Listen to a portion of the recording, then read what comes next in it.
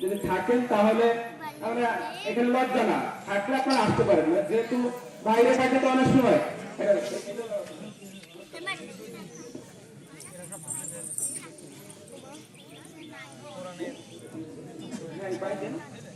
তারাই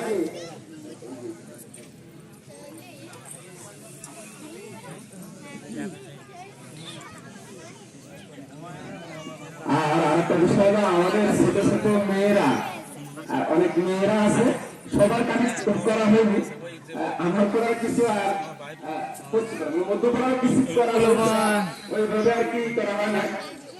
এই জন্য রকি পিতার নাম রায়হান, সে আসেনি, তুমি যাবেন উপহার খাতে।